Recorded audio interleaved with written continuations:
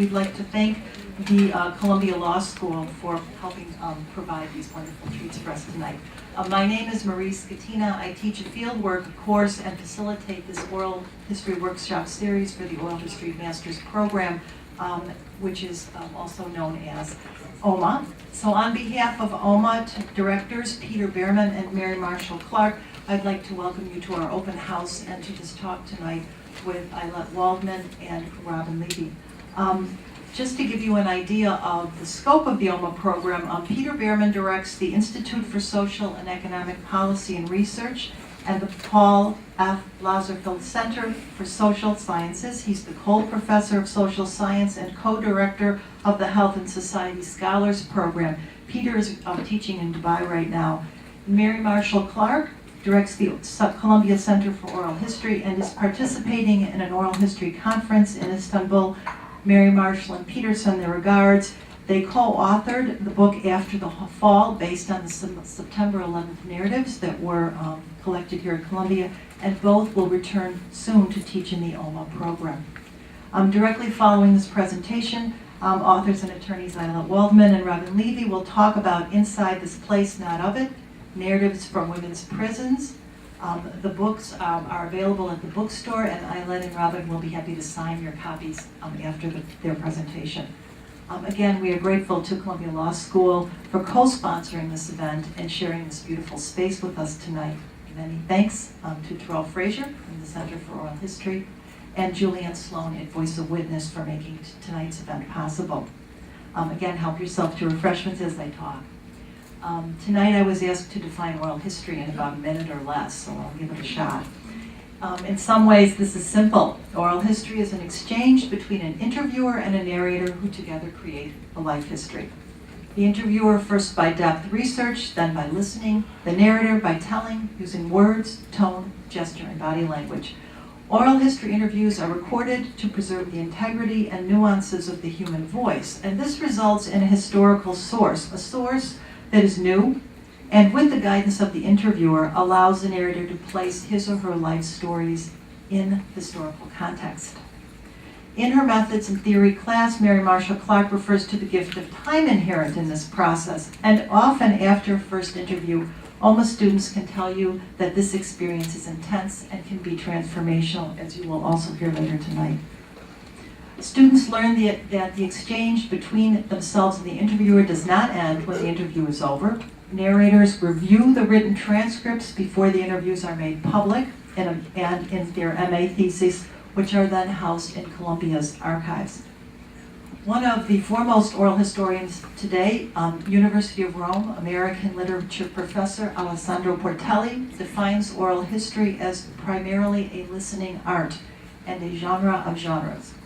In the master's program, students explore the multidisciplinary dimensions of oral history in all of their courses. And in our oral history workshops, you will hear professionals working in psychology, sociology, medicine and public health, journalism, anthropology, sociology, and the law as writers, radio documentarians, filmmakers, human rights activists, and advocates for social justice. And if you'd like to know more about our workshop series, we have a sign-in sheet that we're going to be passing around. While working at the Chicago History Museum in the past couple decades, I was lucky to have been one of the many people mentored by oral historian Studs Terkel. The blend of curiosity and compassion he practiced is also at the heart of the oral history interview practice at Columbia.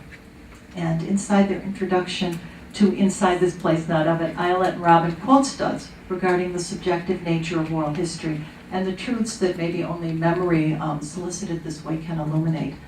Much of Studs and Alessandro Portelli's work discover and rediscover this, and a little known fact is both Studs and Alessandro Portelli attended law school. Right now, I would like to introduce some of the people deeply invested in the Oral History Master's Program who will each say a few words.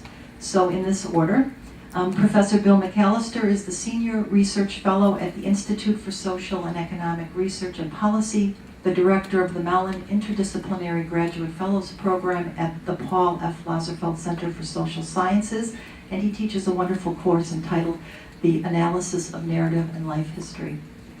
Then OHMA alumni Andy Dixon, who is currently a Columbia Journalism PhD candidate, and Sara Chase, the project coordinator for the Carnegie Corporation Oral History Project at Columbia Center for Oral History and an independent historian, will talk about their experiences in the program. We'll follow this up with Kay Kastner, the Graduate Studies Program Manager at ISERP for OHMA and QMSS, and she will tell you what all those acronyms mean.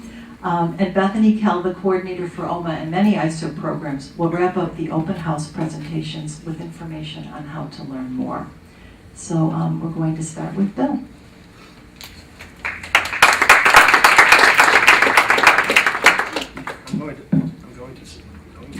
I'm going to stand up so that you can all see me.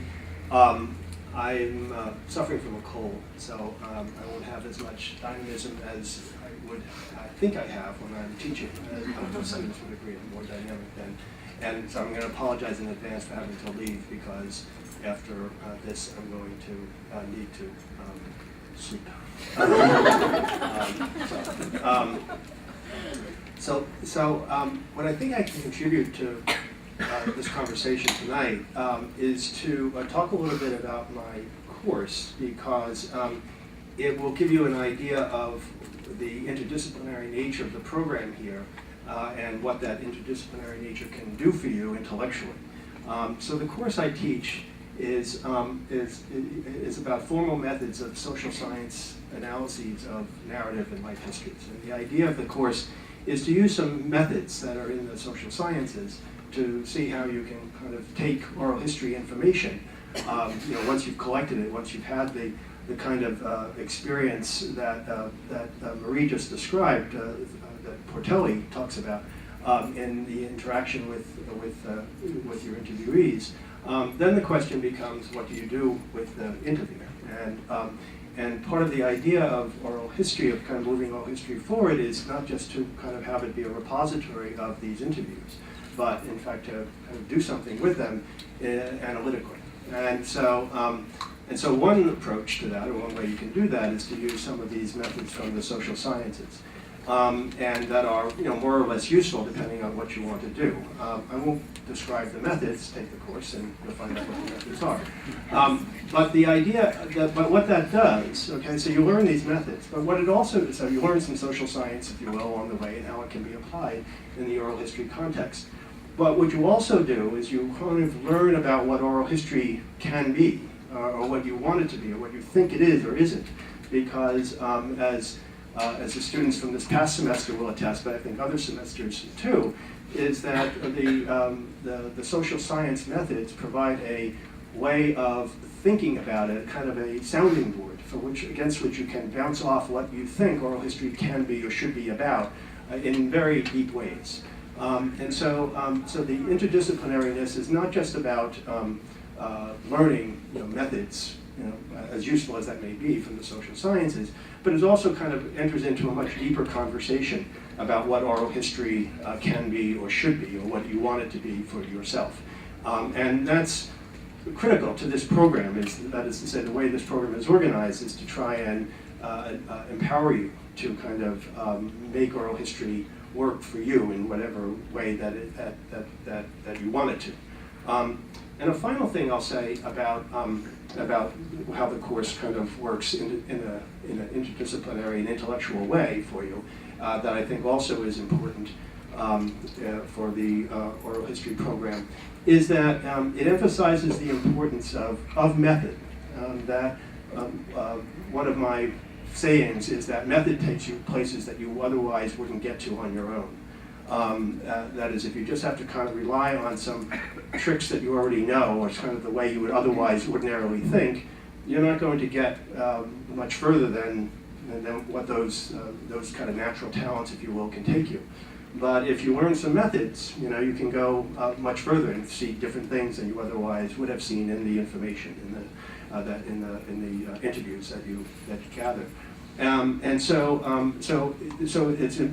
the method is important in the interviewing, but the method is also important in the analysis, so it deepens the intellectual experience by being able to kind of appreciate the importance of method, even if you don't use the particular kinds of tools that you learn in my course. It opens you up to the idea that even if these tools that I am teaching are not very good, you begin to understand the importance of acquiring methods from some other fields, and going, again, past what you otherwise would have, what you otherwise might have done, without kind of appreciating the importance of method. So, so in all these ways, I kind of went into some detail about this because I think that that in these different ways I'm talking about, you can see what the program is about in its interdisciplinariness and also in its intellectual heft and what it's trying to achieve and the kinds of students it's trying to create, kinds of kind of intellectuals, if you will, that it's trying to create coming out of the oral history experience. I'll stop there, and if anybody has any questions or about what I'm saying or just the oral history at all that you think I can contribute to, you can email me and we can have a conversation that way. Okay, thanks.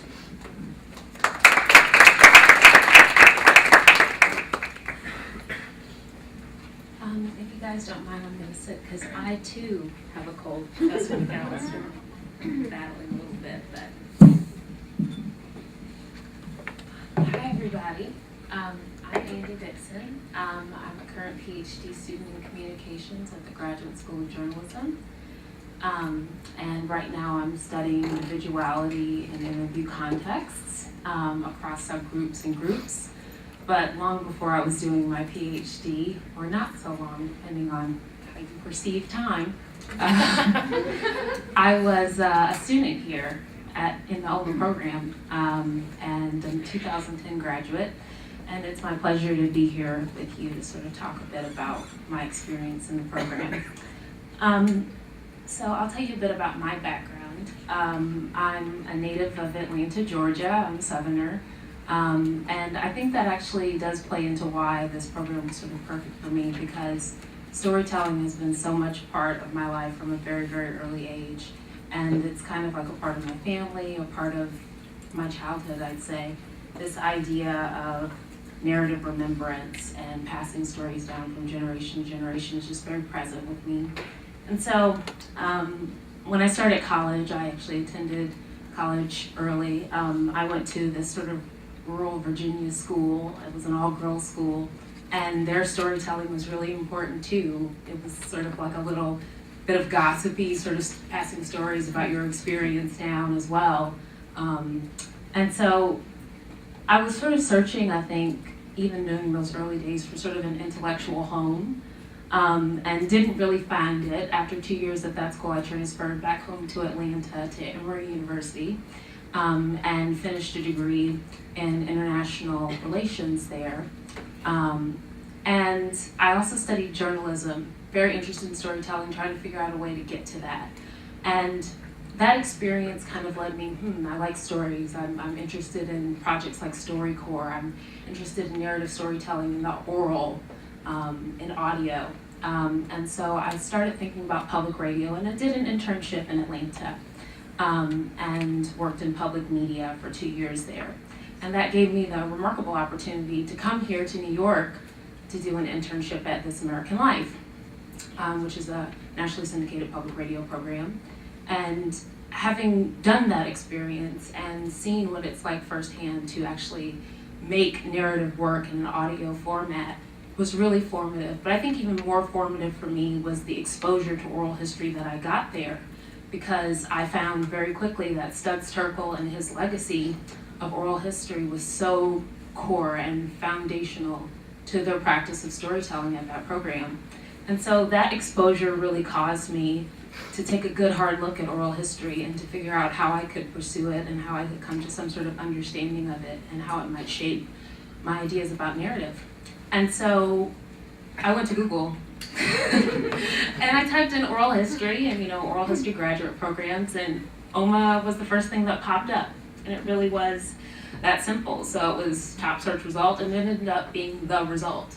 Coming to this program, it's been really phenomenal. And the most interesting thing about it, I can say, is that people really make the experience what they want it to be. I mean, I've seen students, do all sorts of things with their final projects, which in many ways is sort of the core thing that sort of you lead up to. You're thinking about it from the time you come into the program, and your experience of classes, they're very much, that experience is very much tailored around what your project is going to be.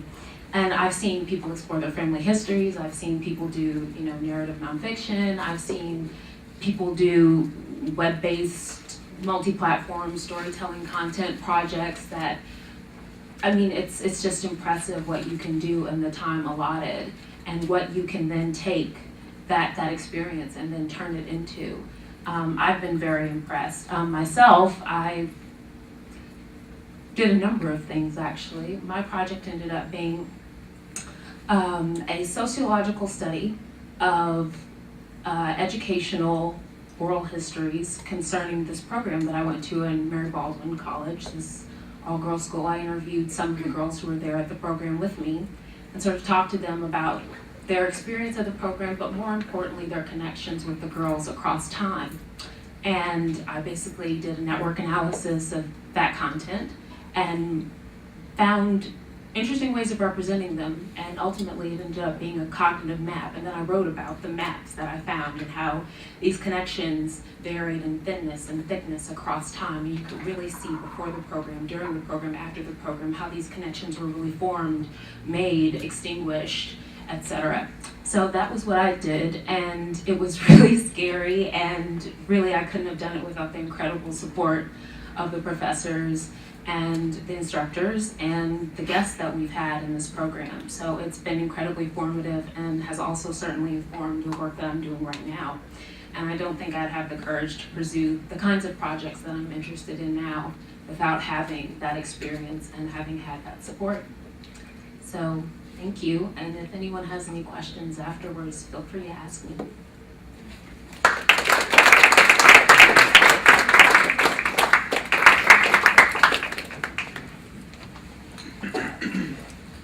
Hi, everybody.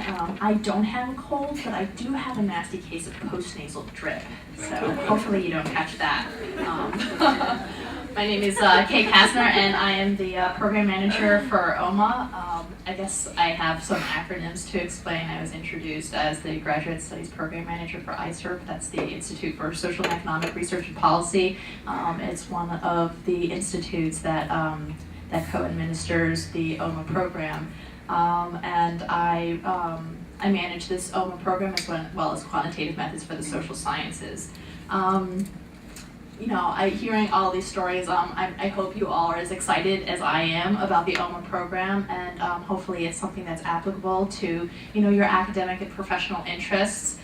Everybody's given a little introduction of themselves. I guess I'll give an introduction of myself and how I came to be involved in oral history. My background is actually in humanitarian work. I guess that sort of helps to show humanitarian works and human rights, to show the breadth of application that oral history has.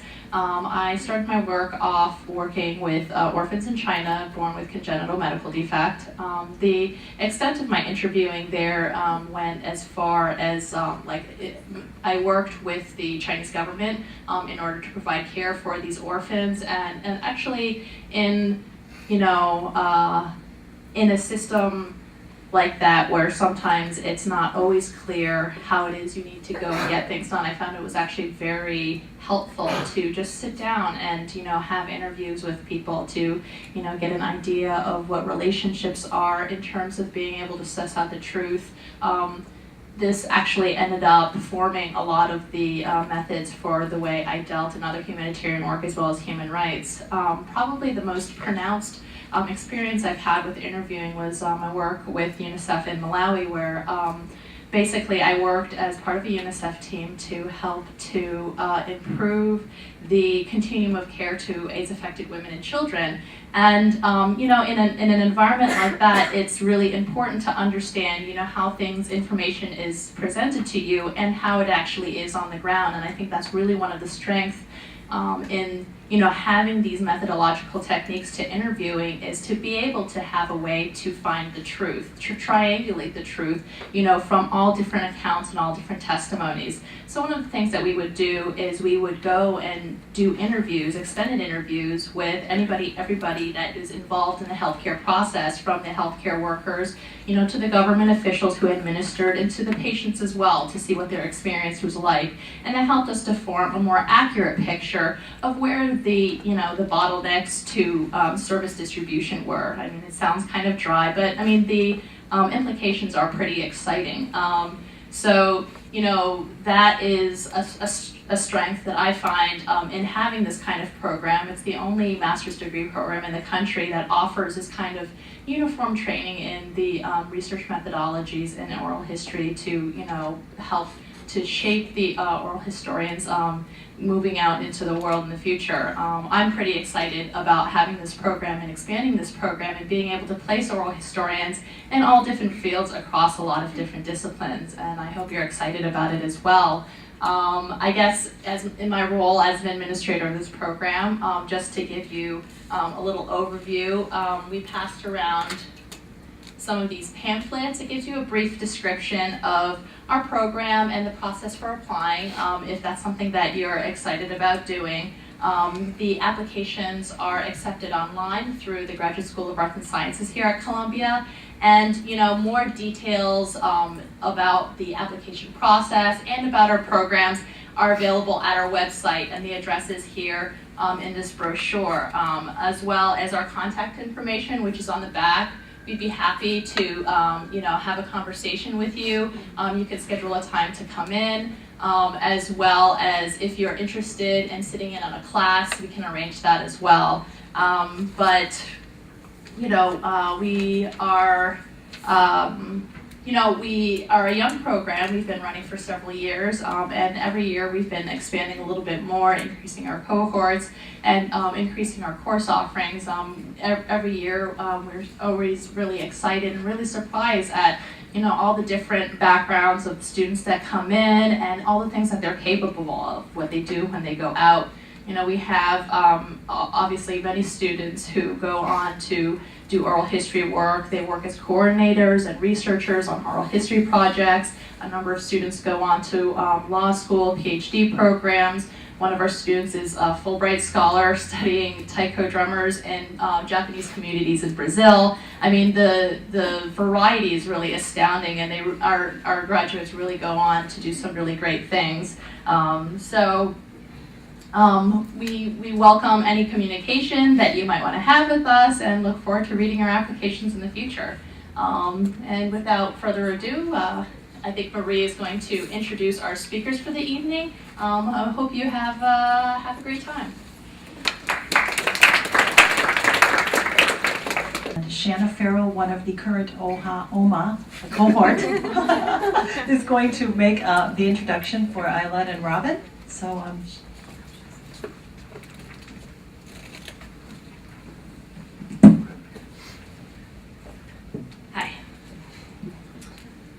Ayelet Waldman and Robin Levi are the co-editors of the recently released Inside This Place, Not of It, Narratives from Women's Prisons, which is part of the McSweeney's Voices of Witness series. Voice of Witness is a collection of books that seek to empower those most affected by contemporary social injustice. Using oral history as a foundation, the series depicts human rights crises around the world through the stories of the men and women who experience them. Inside This Place, Not of It gives voice to 13 narrators who recount their lives leading up to their imprisonment and their time in prison. These women suffer blatant human rights violations, including forced sterilization, shackled childbirth, and physical and sexual abuse, both in and out of prison. Ayelet Waldman is the author of New York Times bestseller Bad Mother, A Chronicle of Maternal Crimes, Minor Calamities, and Occasional Moments of Grace, Red Hook Road, and Love and Other Impossible Pursuits. Her personal essays have been published in a wide variety of newspapers and magazines, including the New York Times, Vogue, the Washington Post, and the Wall Street Journal. Her radio commentaries have appeared on All Things Considered and the California Report. Robin Levy is the Human Rights Director at Justice Now, which partners with people inside women's prisons to build a safe, compassionate world without prisons. A 1993 graduate of Stanford Law, Robin has written and spoken extensively on women human rights here and abroad. Prior to joining Justice Now, Robin has been Advocacy Director for the Women's Institute for Leadership and Human Rights, which advocated for the human rights of women and girls in the United States, especially women of color. Consultant to the Drug Policy Alliance, where she worked to end the war on drugs, and staff attorney at the Women's Right Division of Human Rights Watch, where she monitored and documented violence and discrimination against women worldwide. Robin was one of the founders and organizers of the Women's Caucus at the first preparatory committee of the World Conference Against Racism, where she led efforts to draft a statement and lobby points to ensure integration of gender into the preparation and the work of the conference. So, welcome.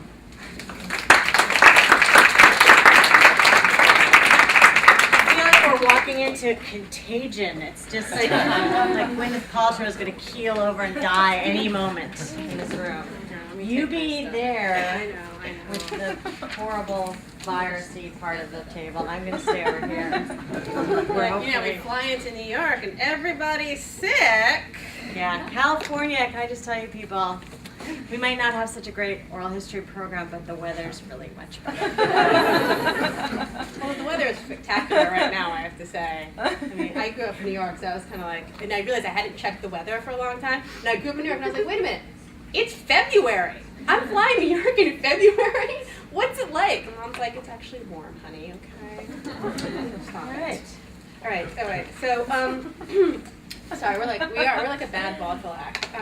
You're the good We're vaudeville going to act. start, this is how we're going to begin. We're going to begin with a little bit of one of the essays, mostly because, as Robin has said before, it's incredibly important to us as editors of this piece that the real voices, the voices of the actual authors, the voices of the people who make up the heart of this book are in the room with the rest of us. Exactly, and so that'll sort of stay with us throughout this conversation.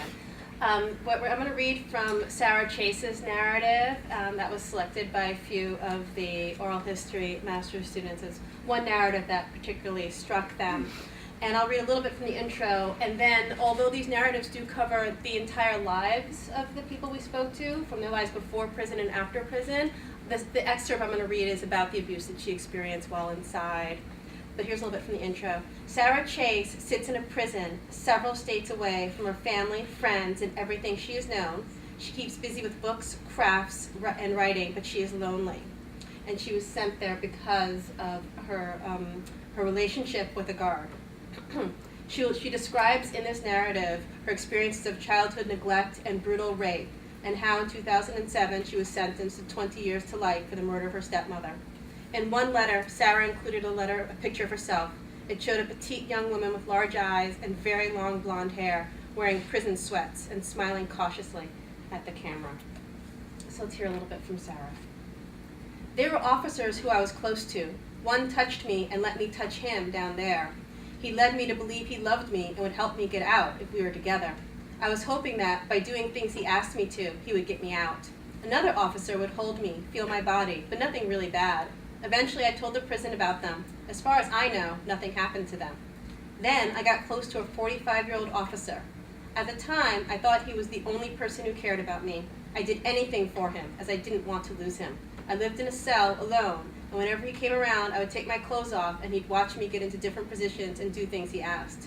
Once in a while, he'd open the door and kiss me and touch my naked body. Once he even came in during count and kissed me all over my body and put his mouth between my thighs and performed oral sex on me. I wanted it, though. He didn't force me. He set up a P.O. box on the outside, and we wrote letters to each other using that box. I had no one, and he acted like my knight. But as the relationship continued, I began to realize that he was taking advantage of my situation. I realized that, in the real world, I probably wouldn't have looked twice at him, and if a man his age pursued me, I would probably have been afraid and got help. It was true, even if I hadn't been willing to admit it. So I tried distancing myself. When that happened, he got scary. The last night I saw him, I tried breaking things off, and he tripped out on me. I was outside my cell, alone with him, in the dark where no one could see us. He told me that I was dumb and I didn't know what I was doing. I was crying, and he grabbed my arm. but then 2 superior ranking officers came out and saw us. It was pure luck, because the situation was getting worse and he was scaring me. He looked crazy. There was an investigation into our relationship, as by that time many things had been overheard or witnessed, but I refused to cooperate. I thought that if I told the truth, nothing would happen to me, but I knew he would lose his job, so I denied everything to protect him. But somehow his wife found our letters. When she turned in my letters to him, he was fired and I was given 2 years in the hole for not talking to begin with. Mind you, officers are walked off all the time for having sex with the girls, and no other inmate ever did whole time for having sex with a guard. I was being punished for protecting him, not for what we'd done. Life got a lot worse after everyone found out I'd had a relationship with an officer and he'd gotten fired because of it. Everyone quit talking to me. The officers would totally ignore me if I needed something. They started tearing up my cell every time they had random cell searches, leaving everything trashed so bad I'd have to spend hours trying to clean up and salvage what photos, letters, and other paperwork they hadn't destroyed. The officers started to taunt me so bad that the other girls in the hole began to scream and yell at them, telling them to leave me alone. Their solution was to move me to the death row cells, where no one could see or hear what they did to me. The morning after I was moved to death row, I woke up with hundreds of thousands of little bugs crawling all over me, the blankets in the bed. They are coming from cracks in the walls, and they're all over the floor, everything. Needless to say, the officers refused to move me to another cell. When I tried to ask for something I needed, they would close the door between me and them. Even when they came around to pass out food trays through the slots in the door, they would often ignore me completely. The officers are supposed to be here to protect us, not to take advantage of us. I was being punished for being a teenage girl when those grown men were trying to get with me. It was unfair. I messed up. But did I really deserve 2 years in the hole? Did I deserve to live in fear? And I'm just going to read 2 more paragraphs. In January 2010, I was taken to a men's prison in Carson City, Nevada, to await transfer to another facility out of state. I spent 5 months at the men's prison waiting for them to find a state to accept me. For the first 6 days, I got put in a cell alone with nothing. On the 6th day, when I asked the nurse if I could get my clothes washed with some clean underwear, an officer came back screaming at me. He told me to leave the effing nurses alone, and he wasn't going to put up with my high-maintenance bullshit. And then, I can skip this last paragraph here. On May 13th, 2010, I arrived at this women's center where I am now. It's in the middle of nowhere, where I have no one. I've only been here for 6.5 months, but I'm still not adjusted. It's a safe prison. It's definitely not the environment I'm used to. Only one officer has truly been inappropriate with me, and he transferred to the men's prison. And just so that that's not the worst case of human rights abuse in the book. That's really typical of what women in this situation experience. So where shall we begin? Why don't you tell us why we decided to do this book? Well, the idea came to me because of the series of Voice of Witness, and if you guys haven't seen any other books in this series, they're really quite remarkable. They started with a book that Dave Eggers edited with his co-founder of the Voice of Witness series, and it was a first-person narratives of men who had been exonerated, who'd been on death row but then exonerated for their crimes. And it was about their lives before the offense and what their lives were like after the exoneration. And since then, there have been many books, a book of people who went through Katrina, a book that's about people in Burma, a book, there are a couple of different Africa books. There's a wonderful book about undocumented workers in the United States. And all of these books are produced essentially in the same way. We send out teams of interviewers, and we'll talk about that in a minute. But I was looking at all these books, and I realized that there was a voice that I was used to seeing, I was used to not seeing. The voice of women in prison is completely absent from the conversation in contemporary American society. There's nobody as silenced, nobody as invisible as a woman in prison. And that's when I called up Robin and I said, you have so much experience in human rights, I have this editorial experience, let's do this book to bring these voices out into the world where they can actually be heard. Yeah, and luckily Voice of Witness agreed with us. So I think what we'll do is I want to tell a little bit broadly about what we found in the books. We ended up getting interviews from 14 states that were fairly geographically diverse. We touched on every region in the United States. And what we found was, and for those of you who've read the book, you'll see it, healthcare abuse. And that's pretty universal across, luckily that's not my phone, because I didn't turn it off, by the way. Healthcare universally across all the states was absolutely abysmal in the women's prisons. And we documented a wide variety about a woman who appears to have suffered what seems to be a stroke and had white spots on her brain, and she's never seen an outside neurologist since that experience. The prison said she had white spot disease. We have a woman doesn't exist. I don't think that's no actual medical professional has ever. But I mean, I think to remember is that the medical professionals in the prison system. I mean, you can imagine. It's a rare physician in prison who's there because he or she has a sort of impulse to do good in the world. I mean, mostly those are people who can't get jobs outside of the prison system. And honestly, if they do have an impulse to do good, they either end up being co-opted by the system or leaving, quite frankly. We also have someone who was misdiagnosed as being HIV positive and was given quite toxic HIV drugs for approximately 10 years, which she did not quite frankly need. We had another person who was brought almost to a full diabetic coma and developed diabetes while inside and was allowed to have it progress until she basically had to be airlifted out before dying. But she didn't die, because she was so sick. There's also a wide spectrum of reproductive care abuse, right? So we talked a little bit, I guess we might have been people being shackled while giving birth. So we documented that, and also about someone who had her ovaries destroyed without being told about that for several years, and actually it turned out her attorneys had to tell her that was the reason why she hadn't gotten her period, was because the doctors had destroyed her ovaries in this surgery. They told her when she went, this is a particularly egregious story. They told this young woman when she went in that she was having a cyst removed from her ovary. And then she was told that everything was fine and she'd had the cyst removed, and that was it. She got no further information.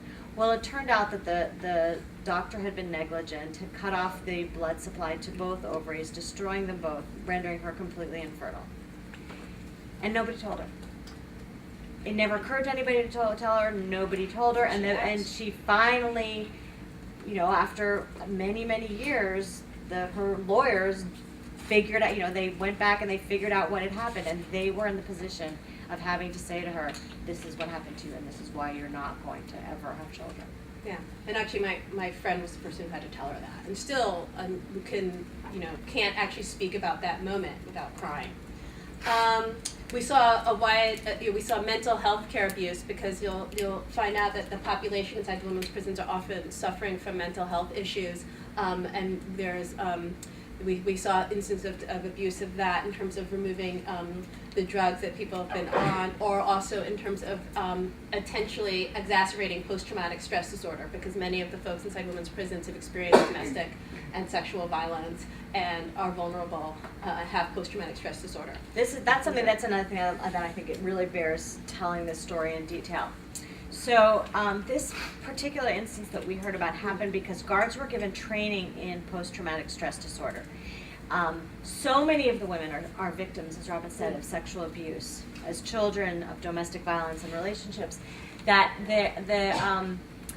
was it a consent decree or was it? No, it was just training.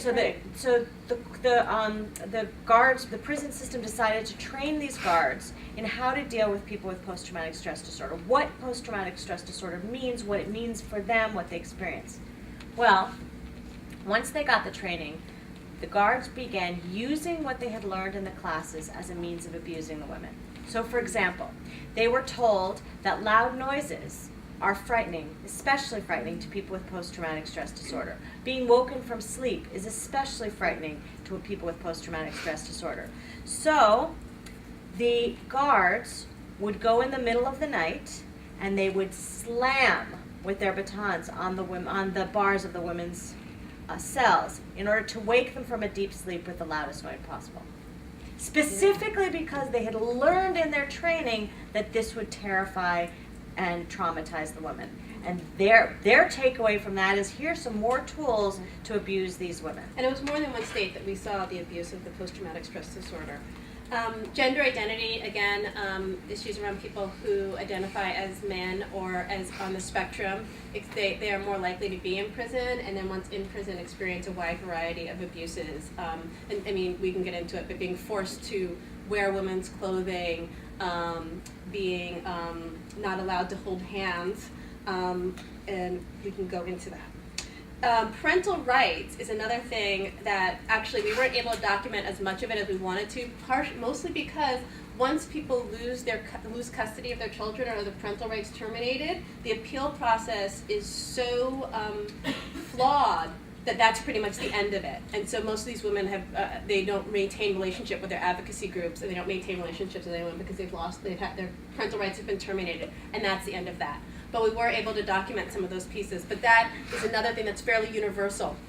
The termination of parental rights, and then also, if you get a chance to read this book, just the pain about the separation from their family and from their children is repeated over and over again, whether they've maintained custody, whether they have voluntarily given up custody, or whether custody has been terminated, parental rights have been terminated. That pain. And as Ayelet said, and as I read from this, the most common abuse is sexual abuse. And it's not what you're thinking from, like, you know, all those movies from the 1970s.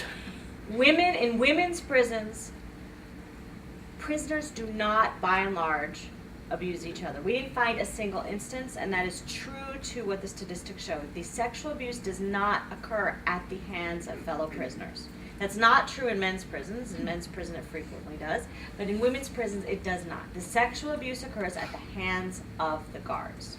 Yeah, and it falls from a wide spectrum of what you'll see as something, you know, an attack, forced rape, to relationships for exchange for favors, for bubble gum, for shampoo, for food, for visitation, or preying on the vulnerabilities of young women like Sara Chase, who was 16, you know, when she started getting into the system, and is 17 by the time she's in prison.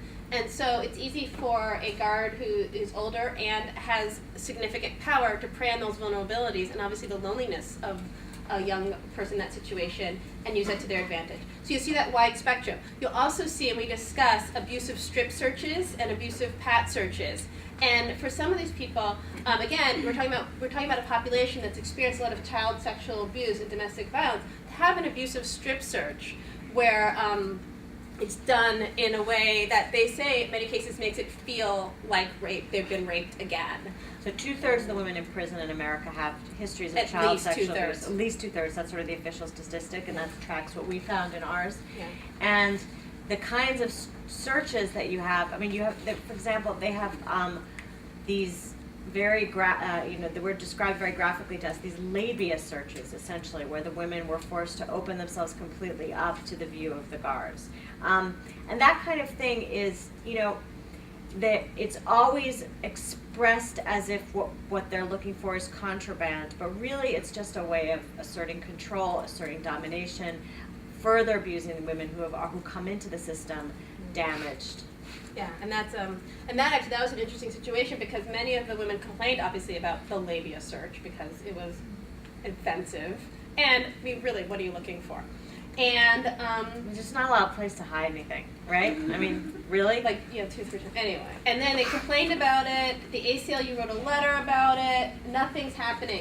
Their grievance forms were totally ignored. And it wasn't until the ACLU finally published their letter in the Denver Post and said we're about to sue that they stopped it. Because we were hearing about it, we were sort of documenting and hearing about this, and then finally we got the letter that the ACLU finally got them to stop. The ACLU, I knew the ACLU was already on the case, so they were willing to ignore that. So that's sort of the wide spectrum of what we saw. And then we wanted to ask each other these questions. I'm going to ask you first. What surprised you the most in the process of doing this book? And to give a little bit of perspective, Ayelet's a former public defender. And so has been doing work connected with this until recently taught a class on the war on drugs at Berkeley Law School. And I have worked with women inside prison for more than 15 years. Well, there's things that positively surprise me and negatively. So the things to start with something that is on the positive side, so that we're not giving you an hour of unremitting torture. I am always surprised whenever I go into the women's prisons at the incredible bonds of community within the system. I mean, these women who, like I said, come into the system so damaged, provide for one another a level of support and community that you would not, that is remarkable. It's truly remarkable. I mean, and that, we heard that over and over again. If it weren't for my sisters, I would not be able to get through. I mean, from small things, from, you know, someone's first day inside before they've had a chance to go to the commissary, it's going to be a while, giving them a little bottle of shampoo. I mean, just that small consideration, to huge things like this group of women who were all being brutally, horribly raped in this one prison system. We can't say the state, though I wish we could. They banded together to proceed with a class action, and the guards began this regime of retaliation, horrific retaliation, and those women stuck together, and it was only because they had each other to rely on that they managed to maintain their strength through the length of this trial, and finally there was dramatic results. I mean, they completely changed the sort of gestalt of that prison. I mean, it's not a prison where people get raped, and not a prison system where people get raped as much as they do in others anymore. So that, I think, are the positive. I was devastated by the ubiquity of the history of child sexual assault and abuse, and just the you know, the depth of it, the kind of the trauma that these women had experienced. I mean, I knew it. You know, you read in a newspaper 2/3 of women, and this is, I think, really speaks to what oral history is. You read in a newspaper that 2/3 of women in prison have histories of child sexual abuse. Okay, you know, horrible.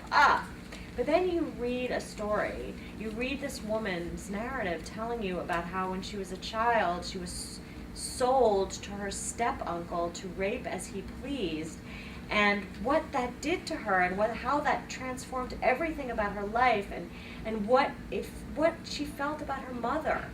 It breaks your heart. I mean, over and over again, I found myself I used to call Robin and say, you know what, I think I have PTSD just from editing these narratives. I can't, you know. So those were the two ends. What about you? Well, you know, I'm gonna start in that negative space too. Start in the negative space. I spoke to a bunch of master's students beforehand, and that was one of the things that I brought up was the childhood sexual abuse, and that I cite those statistics, and then I really felt it then. So that did really speak to the power of oral history. I'm gonna give a negative one and hope that a positive one comes to me because you took the community one. And there's not a lot of actually, no, positive. I have a positive one. I'm gonna start negative and end positive. Okay, good. We'll sandwich. I got it going on. What surprised me, and I know this is making me sound like ridiculously naive, was how hard it was to do this. Oh, that's true. I mean, unbelievable. I'm sitting here and I'm like, I've been doing this for a while. I got good connections to the California prison system. I know the advocates, not a big world, right? The world of people who work in women's prisons. I know everybody in the country. We're just going to be like, that's what Robin said. She's like, no problem. We'll be inside the prisons in like 3 weeks. We'll have 100 interviews. It'll be great. Holy cow. It was, it's really, really hard to get into prisons. And I'm saying, like, I feel like, totally naive. But, because we can get into the prisons as attorneys, and we're doing these pieces, and there's legal work connected with all of this. And although we had to bring in incredibly antiquated recording systems, so this is they would have these rules. This is my favorite thing. They have these rules about what recorders. Most of them don't even let recorders in. So that you've got someone trying to do a 4-hour interview, and these are transcribed word for word by hand. Our poor interviewers. But when we were allowed to bring in recorders, so there are specific regulations that authorize specific brands and types of recorders. Well, they haven't changed those. So their authorized recording equipment was a micro cassette recorder. They don't make those anymore. So we had interns like combing eBay trying to find this completely obsolete technology, because that was the only technology we were allowed to bring in, even though there are thousands of digital recorders on the market. I mean, hello? There's only one state that let you bring in a digital recorder. And so we're going for these hoops of trying to get into the prisons, and then so many states, like some states, Virginia, it's really almost impossible to get in, but actually once you get in, then you can bring a digital recorder. But, even if you're an attorney, it's like you have to go through 8 million steps of hoops. In other states, if you're an attorney, you can get in, but you have to be like, bar admitted to that state. In several states, like as Ayelet said, you can't bring any sort of recording equipment in. And so it was just all of these hurdles were just very difficult. And we lost, I think, several really strong narrators weren't able to participate because of the difficulty of it. I mean, one state, they tried to go in, and you can only write it down, right? And they're trying to do it. And that's actually a very difficult skill to do, to take notes verbatim. Yeah, people go to court recording schools to do that, and they do it with a machine. And so that just wasn't able to happen. And so that was so that was shocking to me. And I say that, as having done this, just the levels to which the prisons would go to prevent the folks inside from having their voices heard, right? So you can't do that. The letter writing was absurd. We sent in, we because at some point we're like, crap, right? We're not going to be able to get into all these prisons because, we can't find someone with the Virginia bar thing and the this and the that and the this to get into there. And even if we do get in, in this other state, we can't even take any notes. So we limited the states that we're working on, and then and then you can't do the phone calls. Phone calling, not an option. I mean, first of all, the phone calls are limited to 10 to 15 minutes. So, I mean, first of all, it's a phone call, but they're limited to 10 or 15 minutes. And you can only collect phone calls, and they are at these exorbitant rates, which the prison systems can't will even imagine. contract the state prison systems will contract out with individual phone companies who will jack the price of their collect calls, so that to call and collect from a prison costs a totally different amount of money than call and collect from anywhere else. And this is, of course, in a population that is overwhelmingly poor. And so actually you're thinking about this, I mean, it's inconvenient, really inconvenient for me. But imagine if you are a family member and are trying to maintain the connections for this. Because you have to have a relationship with that phone company to have that phone call. So we had people from other states would try to call us, but because we didn't already have a relationship with the state contracted phone company for them, their phone calls could even come through our collect line. My office has a phone dedicated to taking collect calls because we work with folks inside. So then we did this letter. We tried to do letter narratives, and we were able to have one letter narrative work, and it's hard to do to get your voice come through. And that was actually Sara Chase's narrative. That was done through letters. But one of the places we sent our questions to, and some loose leaf paper, right, so they could write their answers back. That was thrown out, and we were told that we're not allowed to send in any paper. Contraband. For them, which I feel like is just a sign of respect. If I'm going to ask someone to write, I'm not going to ask them on their $1 a day to buy loose leaf paper. As if, I don't know, it was sheets of blotter acid or something. I couldn't believe it. And they said if we did it again, they would throw out the letter entirely. And this is legal mail, right? Because we're writing as attorneys. And they said they would throw it out entirely. Now that state is under litigation for their mail system. But that was sort of shocking to me. What was surprising to me, but in a good way, it's not entirely surprising to me, but really, even though we were asking these folks to talk to us for 4 to 6 hours minimum about horrendous stuff and share their life stories, the women and the men who wanted to participate, they were unfailingly generous of their time and of their lives and of their selves. They all wanted to participate. They tried really hard. They put up with us coming back in and asking them questions. They just really gave of themselves. One of the women in the book, what's her pseudonym? Yeah, well, you gotta tell me yours. Irma, right. I just, you have all these people in your head, and then we had to assign them all pseudonyms and different states, and I ended up I have lost. I'm the only one who knows. Yeah, it's the all in connection. Robin's head. It happens to be So this one narrator, Irma, actually was on the board of Robin's Human Rights Organization, and she trained our interviewers. She on the phone when she was inside, right? Well, she was in a halfway house. She was at halfway house. And then right. she actually came in person, and the thing that we could never have done is she described to the interviewers what the experience of talking about this stuff is like, and how hard it is, and how traumatizing it is to talk about it in the visiting room of a prison. So, like, you're telling about your childhood rape at a table surrounded by guards, surrounded by other people. It's just, you know, and I don't think we really understood the depths of that when we went into this, and how much we were asking of these women, and how remarkable it was that they you know, rose to the occasion and provided this for us. And all of them were, you know, we offered people Irma wasn't the only woman who wanted not to be anonymous. Some of the women absolutely had to be anonymous, and that's why we went with pseudonyms, because the retribution would have been just too terrifying. I mean, we couldn't guarantee their lives if their names were in it. But some of the women, despite that, really wanted their names on their pieces, because they wanted that no one had ever listened to them before, and they were so eager to have their voices And to show that they weren't ashamed. You know, and that was one thing Right, when exactly. Victoria Sanchez, and she's got an op-ed, and hopefully it gets published, and she's, you know, going to use her real name for the op-ed, and sent a picture of her with her son. She was sent to prison when she was 4 months, when her son was 4 months old. She was about 19 at that time. It was for something that had happened when she was 16, and her son is now 17. And because she talks about how she was blessed because her mom had custody and brought him all the time, and she'd always make him take off his shoes so she could see how his feet have grown. Till like at some point, as soon as he saw her, he'd just start taking his shoes off to show his mom his feet. She's at Ella, right? I think she is. They were, for others commit when they happen to be sitting in a car. We have one person who's is she serving life for 20 years? Which one? You're thinking about Victoria Sanchez. Yeah. Yeah. So we're for not even being Have to the look at it. offender. I know her. Not even being the offender. Being sitting, you know, being part of a crime in which someone was killed, not being the trigger person, and you're going to jail for the rest of your life. Yeah, life without parole. So, and she didn't, yeah, she was part of it. It was a gang crime when she was 16, and in many of these neighborhoods in California, you know, you're a member of a gang.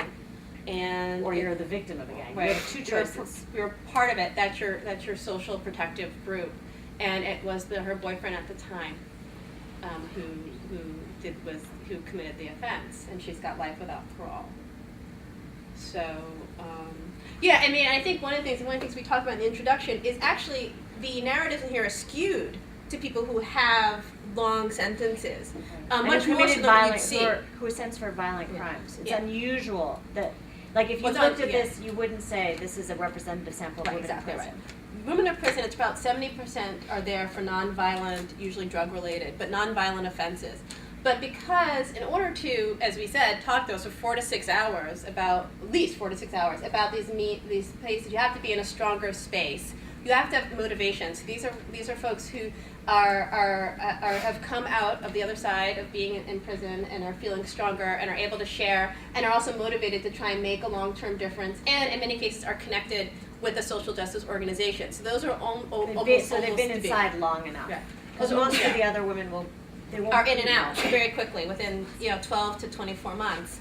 That said, it's surprising. I mean, we didn't choose people based on what they'd done to get inside. Number of people who are there for life to blah blah blah who didn't actually kill anyone. Yeah. Right? So they're there on a murder conviction, but I was there at the wrong time. I wished him dead. I was thinking about it, and that's actually surprising to me. I was thinking about that recently. Which governor was it that just pardoned a bunch of his trustees, these men who had murdered people, who had actually murdered their wives like 5 years ago, and they were trustees, meaning they were cleaning people and cooks in his. And I was thinking about all these women that we spoke to who were serving these endless sentences for crimes someone else committed when they were very young, or who killed their batterer, and nobody's letting them out.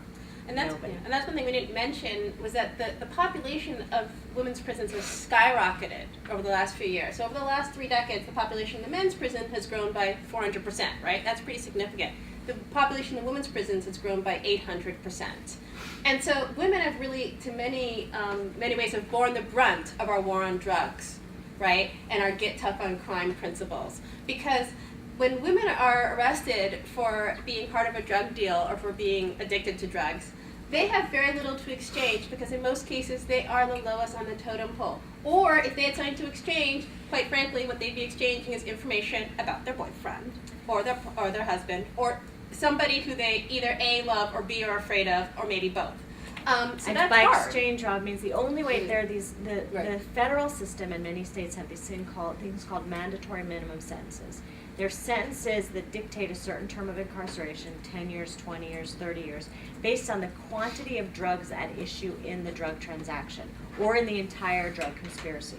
So everybody involved in that drug conspiracy, from the lowest person who took a phone message to the kingpin, is looking at the same sentence based on the weight of the drugs involved. And the only, sometimes there are enhancements if there was a gun, sometimes there's a kingpin enhancement, but the only way out of that system of mandatory minimum sentencing is if you exchange information that results in Plea bargain. it's information that helps the prosecution Yeah. sufficiently to get them to ask for the judge to cut you a better deal. There's no other way out of it. So if you're the person who took the phone call, or you're the girlfriend of the only thing you know is your boyfriend. The only thing you know is that one person who took the message. So the lowest people, and this is true across the board with men and women, but it's particularly dramatic with women, the very people who are least involved in the transaction are the only people who end up serving those protracted sentences.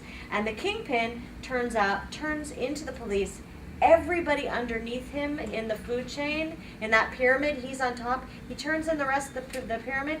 He goes free, and all of his underlings serve 30 years. It's truly a remarkably unjust. If you could not sit down and draft a more unjust system than the one we have now. And this is why we see all of the women's prisons exploding with this population of women who in previous decades, they would never have gone to jail because any judge would have taken one look at their role in the offense and the fact that 80% of them are primary caretakers of small children, and they would have said probation, community service, anything, and now it's 10 years. And that's true for the murder charges too, because they're getting the same charge that they've actually done the murder, even though maybe what they did was they were in the car. Or it could be a situation, and we don't have this case here, but this is someone I know from California, where, you drove the car to a drug deal, right? I mean, so that's not great, but that's what you did. Drug deal goes bad, somebody's killed, you're now on the line for a murder charge. And felony murder can be a capital offense. Yeah, and so, she's in prison for the rest of her life. So you'll see a lot of that. I think it's time for us to turn over to questions. And it actually is. So I hope you guys have, feel free Questions. to questions, comments, criticisms, if my mother sent you. Yes. Hi, I'm Katie. I'm a public health student uptown Great. in sexuality and health. And I guess my question is sort of about the connection between qualitative research, like what you guys have done, and policy change. I think it's like there's this kind of tug of war between sort of quantitative methods and very grounded, like actual experiences of people.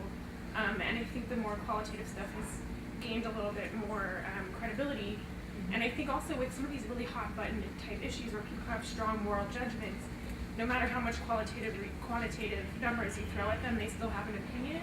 And so it's sort of a two-part question. Like, number one, how do you see this work translating into actual policy change, if there's some sort of route that can happen? And then number two, like, I mean, for people like us in public health, there's some obvious sort of solutions like decriminalize drug use and sex work and that kind of thing. But what are some other policy recommendations that you can make based on these findings?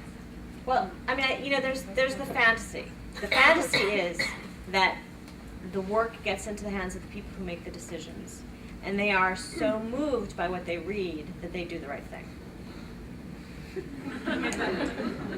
The reality is, on this issue, there isn't a single person with a mind, I will say, who looks carefully and does careful analysis of the both qualitative and quantitative research, the myriad amount that has been done on drug use, drug abuse, incarceration, interdiction, who concludes, this is a great system, this is the one we should be doing with. Good. This is exactly what's going to serve the purposes of our community. Everybody concludes, who comes at it with even a marginally open mind, that this system is deeply, deeply, deeply screwed, and that we need to do something totally different.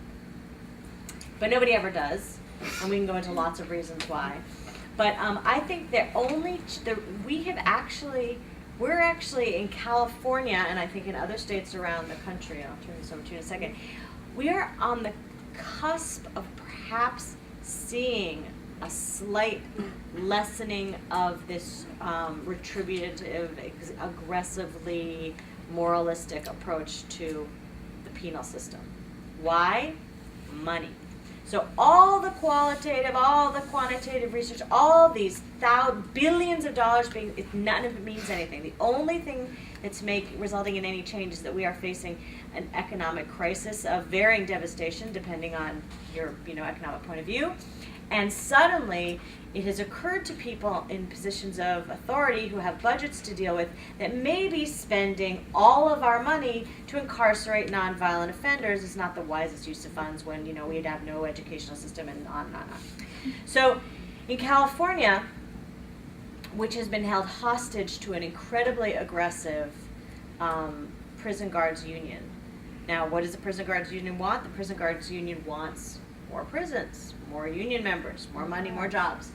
So California has been effectively held hostage to this union for many, many, many years. But now we have a budget crisis, and we have litigation that has resulted in dictates from courts that we must decrease the population in the prison, decrease the crowding in the prisons. And we're beginning to see it could all go, I'm sure it's going to go terribly wrong. But we have begun to see some movement towards releasing from the state system low-level offenders. Yeah, I think we're absolutely beginning to see some change. I can give some substantive ways in which we're hoping that this book is making a difference in terms of, policy changes. So one of the first stories, and I think that it's true that we see these numbers and it's hard for people to really understand the numbers. Just as we're saying, it's hard for us to understand 2/3 of people inside of childhood sexual abuse. But one of the things that's it's a hot button issue is the shackling of women while giving birth. And have any of you given birth? It's hard enough to, if you've ever given birth, the idea of having to do so while you're, shackled, sometimes while your ankles are shackled together, is really horrifying. So actually, one of our first narrative in here is the story of a woman who was shackled while giving birth, while having a C-section, mind you. Yes. So the entire lower part of her body is, paralyzed. And I think that, and that's down in Georgia, and they're using this narrative as, and you drafted an op-ed, and they're, doing a lot of activism. They've just submitted their legislation to ban shackling in Georgia, and they're using the work that we've put in on this narrative to give that to the legislators. So they have this sort of piece, and it's quite a compelling story. We didn't even know the full backstory. Again, actually for all these people in here, we didn't know which ones had experienced childhood sexual abuse. It just turned out that the vast majority of them had, because that's the reality. So we didn't know her whole backstory. We just knew she'd been shackled while giving birth. She's actually a refugee from Katrina. So her and her husband came here. They're living in a FEMA trailer in Atlanta. Her husband's been laid off. She's working 2 jobs. She embezzles about $1,500 from one of her 2 jobs combined. So she made a mistake because she was back on the bills. They had faced a financial crisis enormous. And they had 2 kids, and she couldn't, pay for diapers or anything. And so she got tossed in jail for about 9 months, and she was due to give birth over Memorial Day weekend. So people have things to do. So she was induced over so that because of her due date. The doctor didn't want to work over the weekend. Also, So when she you was induced induce, before you don't her due actually date. go into labor. Because you're forcing your body. So her body didn't go into labor, in which case she was forced to have a C-section, and then was shackled during that C-section. So this story is a very compelling story, and I think legislators can hear that. She's another person who is going to, in February, I guess it is now February, but as end of February 20th, February 21st, to go out there and use her name, have her children, have people see who she is and her family and her husband, and tell her story in the hopes that will really, change this law. And that's our hope.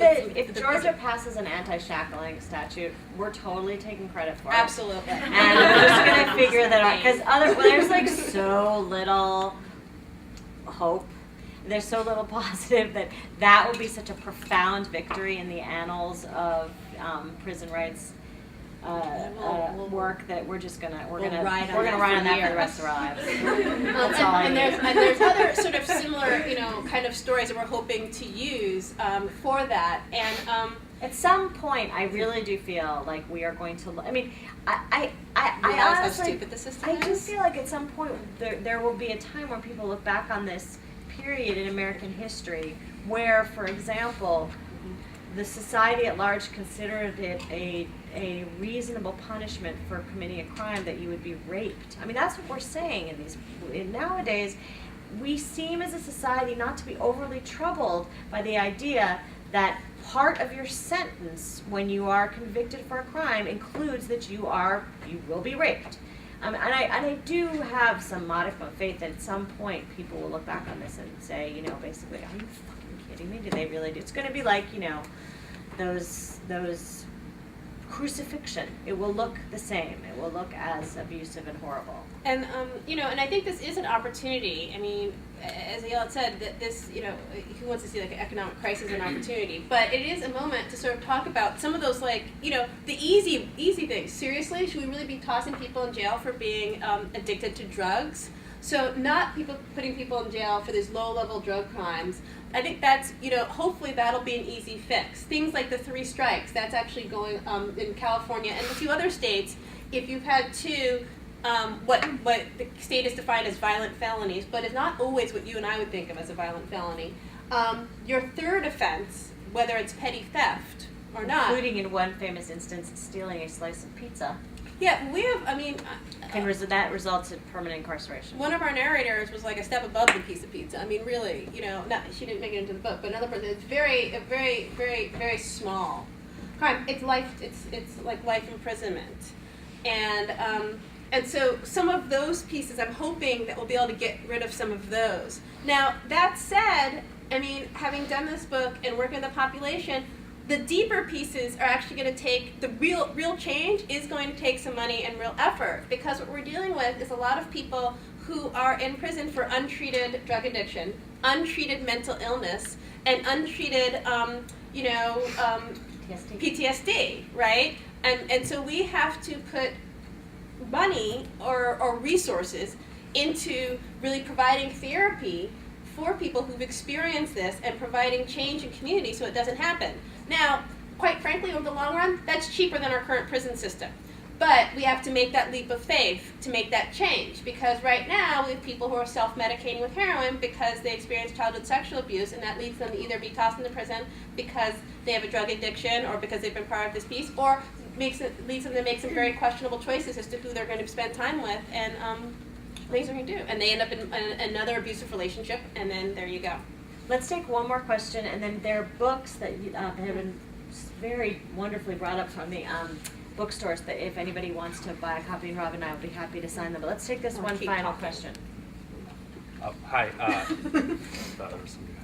I'm Joe. I'm a consultant for the National Clearinghouse for Defense of Battered Women, organization you might be familiar with. So I'm also a graduate student in neuroscience uptown. And my question for you is, what can we, the neuroscientists, do for this population? What are the kind of, because you mentioned cognitive maps, so I'm assuming you're interested in some neuroscience. And I know that there are implications for neuroscience. Of course, there are the obvious ones of drug addiction and youth brain development, things like that have been explored in Supreme Court cases like Roper. Right. I think we're on, I mean, you probably know as much or more about this than I do, but I was just recently at a conference where I spoke with David Eagleman, who heads the Neuroscience and Law Center at the University, at Baylor in Texas. And he's doing some really interesting writing about the intersection of neuroscience and crime, and it's sort of off topic, but I find it incredibly fascinating. And an amazing case that he talked about of a man who, out of the blue, in his 40s, suddenly became sexually attracted to children, became a pedophile. On the internet, no history of this at all. On the internet, even abused his, I believe, I was either girlfriend, son, or stepson.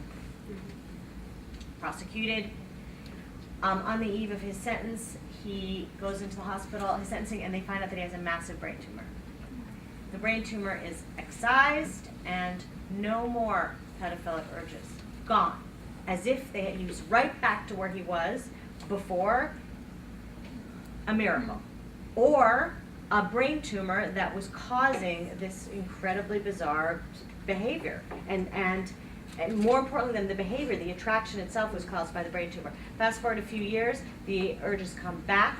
He's back on the web. He's feeling it. He goes to his doctor. He says, I'm doing it again. MRI, the brain tumors were regrown.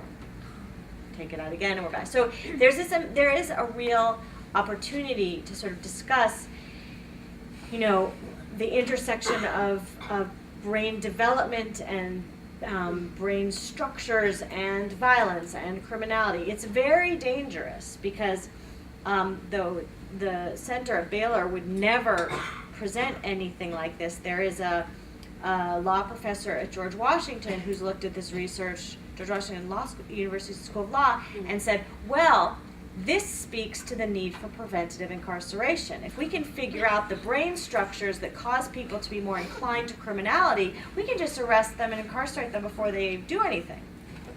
So, the cascading. I actually think there's something to that. There is a gene that predicts violence to an alarming degree. People with this gene are something like 90-something% more likely to be violent than the general population. They commit 90% plus of the violent crimes, of all crimes across the board. It's truly dramatic. Does anybody know what that gene is? Y chromosome. It is the Y chromosome. So, we could, if we really cared about our society, preventively incarcerate half the population, and the rest of us would live a rather blissful existence. But off topic, and on that rather wonderful note to end on, I think. So, feel free to get books if you're interested, or come up and talk to us. Chat with us, or.